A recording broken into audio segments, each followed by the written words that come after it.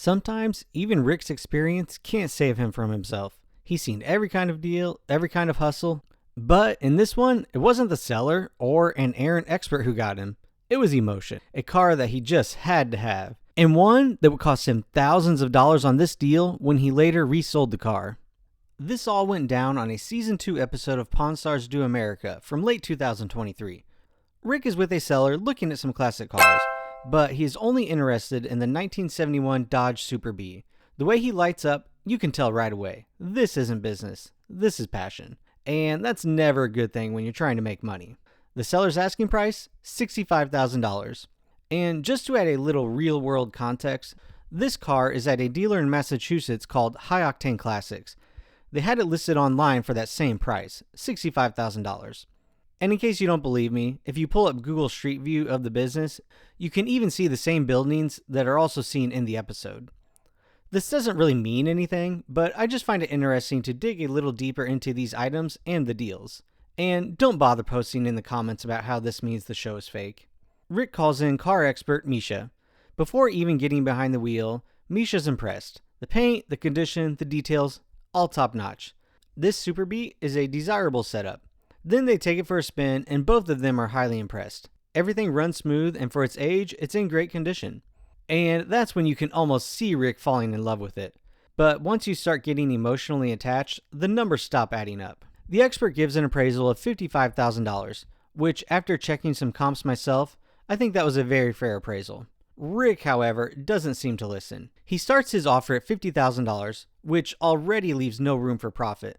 And instead of walking away, he talks himself up, all the way to $54,000. Now, maybe his plan was to keep it. That would at least make sense. Paying retail for something you love isn't a bad move. But he ends up deciding to sell the car. Perhaps he just changed his mind, or maybe he just made a really bad purchase.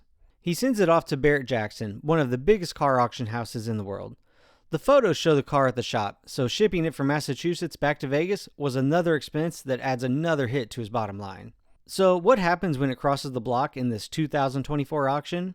The hammer drops and the car sells at $49,500.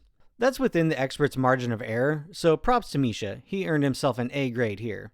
Rick, on the other hand, is staring at an F as he is looking at a loss before the fees even kick in. Once you factor in the transport costs and the auction fees, which I couldn't specifically verify, but they are probably around $5,000 minimum, Rick's loss on this deal was at least $10,000, and it was really all his own doing, unlike when his guitar expert failed him big time on this Vic Flick Fender appraisal. Link below. We often see Rick walk away from bad numbers and deals, but this time, excitement and perhaps uncertainty about what to do with it got the better of him. He paid retail without a plan, and the car stung him for it. And I know, people will say it doesn't matter because he makes money on the show. Yeah, I get that, but nobody likes losing or making bad deals, which is exactly what happened to Rick here. And one more thing, if you're curious, as of the making of this video, this car is still available to purchase from a dealer in South Dakota who appear to be the ones who bought it from Rick at the auction. Their best price is $76,977. But now you know the real story behind it, and about what they paid, so I think they can do better than their so-called best price. If you watch this video and end up buying it for less, you're welcome. You can thank me by subscribing to the channel. As for the rest of you, I expect no less than you hitting the like button, the notification bell, and subscribing to the channel. That would really help me out. Thanks for watching.